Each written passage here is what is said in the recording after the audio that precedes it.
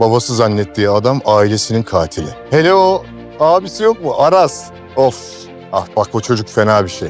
Herkesi alt etsen onu edemezsin. Daha 17 yeni bölümünde neler olacak? Yeni bölümde özellikle Aras ve Teoman cephesinde hikayenin artık çok daha kritik bir noktaya doğru ilerlediğini görebiliriz. Uzun süredir kardeşini bulmak için önüne çıkan her ipucunun peşinden giden Aras, bu kez geçmişe hiç olmadığı kadar yaklaşacak. Bir tarafta Aras'ın kardeşini araması, diğer tarafta Teoman'ın kendi geçmişiyle ilgili yaşadığı kırılmalar derken artık bu iki hikayenin aynı noktada birleşmesine çok az kaldığını düşünüyorum. Bu yüzden yeni bölümün hikayenin yönünü değiştirecek önemli bir eşik olacağını düşünüyorum. Videomuza geçmeden önce Aras ve Teoman birbirlerini bulsun diyenler videomuzu beğensin, sayımızı görelim. Yeni bölümde Aras ulaştığı psikolog Simge ile beraber kardeşine ait ilk maddi ipuçlarına ulaşacak. Bu Aras açısından bugüne kadar yaşanan en önemli gelişmelerden biri olabilir. Bu kez durum farklı olacak. Kardeşine ait bir ses kaydına ulaşması Aras için sadece yeni bir ipucu anlamına gelmeyecek. Aras'ın kardeşinin sesini dinlediği anın duygusal açıdan oldukça ağır olacağını düşünüyorum. Çünkü yıllardır zihninde taşıdığı demir artık sadece bir hatıra olmayacak. Onun sesini duymak Aras'a kaybettiğini düşündüğü ailesine yeniden dokunuyormuş gibi hissettirebilir. Aras bir yandan bu kayıt nedeniyle duygusal açıdan zorlanırken diğer yandan kardeşini bulacağına dair içinde büyük bir umut yeşerecek. Bugüne kadar yaşadığı bütün hayal kırıklıklarını düşündüğümüzde bu kayıt Aras'ın yeniden ayağa kalkmasını sağlayabilir. Artık karşısında elle tutulur bir iz var. Bundan dolayı Aras'ın bütün zorluklara rağmen kardeşini bulmak için çabalarına devam edeceğini düşünüyorum. Hatta kardeşine yaklaştığını hissettikçe daha da hırslanacaktır. Bu süreçte Aras'ın en büyük destekçisinin ise Deniz olacağını düşünüyorum. Deniz, Aras'ın yaşadıklarını tam anlamıyla bilmese bile onun kardeşini bulma konusunda ne kadar kararlı olduğunu görecektir. Aras'ın duygusal olarak dağıldığı anlarda Deniz'in yanında olması ve onu yeniden toparlaması ikili arasındaki bağı da güçlendirebilir. Teoman cephesinde ise Leyla'nın sözleri Teoman'ın üzerindeki suçluluk duygusunu biraz azaltacak ve yeni bölümde son bölümlere göre daha rahat bir Teoman göreceğiz. Çünkü Teoman'ın son bölümlerde yaşadıkları gerçekten hiç kolay değildi. Bir taraftan geçmişiyle ilgili kafasında büyüyen sorular, diğer taraftan çevresindeki insanların ona karşı tavırları Teoman'ı ciddi anlamda yıprattı. Özellikle kendisini sürekli suçlu hissetmesi onun daha da içine kapanmasına neden oldu. Leyla'nın sözleri burada küçük ama önemli bir kırılma yaratabilir. İlk kez birinin ona tamamen suçlu olmadığını hissettirmesi Teoman'ın üzerindeki baskıyı biraz olsun azaltacaktır.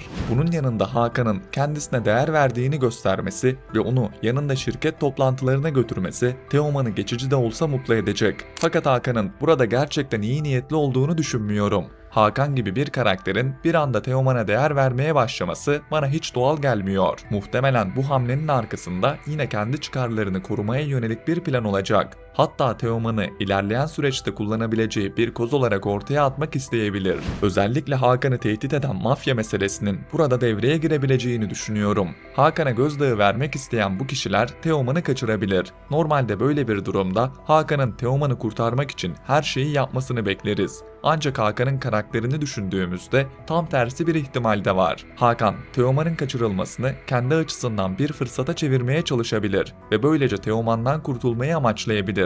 Çünkü daha öncesinde Hakan'ın Teoman'a ne kadar tepkili olsa da ona değer verdiğini, en azından evladı olarak gördüğünü düşünüyorduk. Fakat Hakan o kadar kötü bir karakter ki Leyla'ya istemeden zarar veren Teoman'ı bırakın korumayı, bu olaydan sonra ondan tamamen kurtulmayı bile düşünebilir. Burada Şebnem'in Teoman'a olan bağlılığını unutmamak gerekiyor. Hakan ne kadar Teoman'dan uzaklaşmak isterse istesin, Şebnem aynı şekilde davranmayacaktır. Hakan'ın Teoman konusunda vereceği sert bir karar, Şebnem ile Hakan arasında da ciddi bir çatışma başlatabilir. Bundan dolayı Teoman'ın başına gelecek olası bir kaçırılma ya da Hakan'ın onu gözden çıkarması Şebnem'i çok daha sert hamleler yapmaya zorlayabilir. Bunun yanında Teoman karakterini canlandıran Ata Yaşat'ın Instagram hesabından yaptığı paylaşım oldukça dikkat çekti. Paylaşımda 15. bölüm senaryosunun kapağını görüyoruz ve 15. bölüm yazısının hemen altında büyük kavuşma ifadesi yer alıyor. Bence burada Aras ve Teoman'ın birbirlerini bulmasının 15. bölümde gerçekleşebileceği ihtimali ciddi anlamda güçleniyor. Uzun zamandır iki karakter birbirlerinin çevresinde dolaşıyor. Aynı geçmişin izini farklı yönlerden takip ediyor. Fakat bir türlü gerçeğin tamamını göremiyorlar. Zaten sizlere önceki analizlerimde bu konunun daha fazla uzatılamayacağını ve yeni yayın döneminin gelmesiyle beraber dizinin radikal hamleler yapabileceğini söylemiştim.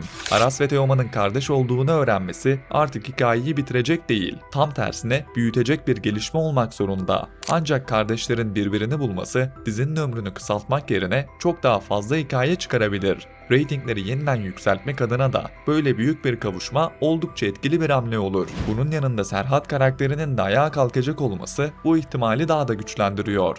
Bundan dolayı muhtemelen Aras ve Teoman aynı dönemde gerçeklerle yüzleşecek ve sonunda büyük bir kavuşma izleyeceğiz. Fakat bu gerçeği öğrendikleri anda her şeyin bir anda düzeleceğini düşünmüyorum. İki karakterin de bunu hemen kabul etmesi kolay olmayacak. Bir anda karşılarına çıkan bu gerçek ikisinin de bugüne kadar bildiği her şeyi sorgulamasına neden olabilir. Bu nedenle birkaç bölüm boyunca kardeş olduklarını kabul etme süreci, geçmişte yaşananların yavaş yavaş ortaya çıkması ve iki karakterin birbirine alışması üzerinden ilerleyen sahneler izleyebiliriz. Şimdi bu iki kardeşin aslında kardeş olduğunu öğrenmesi aralarındaki bütün geçmiş sahneleri bambaşka bir anlama taşıyabilir. Bu da hikayenin önünü çok daha fazla açacaktır. Ayrıca Hakan sanki Aras ve Teoman'ın ailelerinin sonunu getirmemiş gibi davranmaya devam edebilir. Hakan'ın gerçek yüzünün tamamen ortaya çıkması bence kardeşlik gerçeğinden daha sonra yaşanacaktır. Bundan dolayı önce Aras ve Teoman'ın birbirlerini bulmasını, ardından bu gerçeği sindirmeye çalışmalarını ve daha sonra geçmişin parça parça gün yüzüne çıkmasını bekliyorum. Böylece Hakan'a karşı başlayacak mücadele de çok daha uzun soluklu ilerleyebilir. Aras ve Teoman'ın Hakan'a karşı vereceği mücadelede en büyük destekçilerinden biri Serhat olacaktır. Serhat'ın bildikleri ve geçmişte yaşanan olaylara ne kadar yakın olduğu, onun ilerleyen bölümlerde çok kritik bir karakter haline geleceğini gösteriyor. Üstelik Serhat'ın da sürekli kardeşinden bahsediliyor.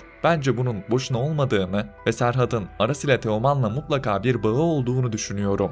Ancak dizinin Serhat'ın kardeşi konusunu tekrar hatırlatması ileride kullanılacak önemli bir detay olduğunu düşündürüyor. Öte yandan yeni bölümde Doğukan'ın Aras'ı Leyla'nın yanında küçük düşürecek hamlelerini göreceğiz. Doğukan'ın Aras'a karşı tavrının giderek kişisel bir hale geldiğini düşünüyorum. Özellikle Leyla söz konusu olduğunda Doğukan daha kontrolsüz davranabilir. Aras'ı Leyla'nın gözünde değersiz göstermek ya da Leyla'nın Aras'tan uzaklaşmasını sağlamak için yeni hamleler yapabilir. Fakat Doğukan'ın takıntılı bir karakter olması nedeniyle bu durumun ilerleyen bölümlerde çok daha tehlikeli bir noktaya gidebileceğini düşünüyorum. Leyla gelecek bölümlerde Doğukan yüzünden ciddi bir tehlikenin içine girebilir. Doğukan'ın kontrolünü tamamen kaybettiği bir anda Leyla'ya zarar verebilecek bir durum ortaya çıkarsa burada Aras devreye girecektir. Aras'ın Leyla'yı kurtarması ve onun kahramanı haline gelmesi ikili arasındaki ilişkiyi de bambaşka bir noktaya taşıyabilir. Doğukan'ın yapacağı yanlış bir hamle de istemeden Aras ile Leyla'yı birbirine daha fazla yaklaştırabilir.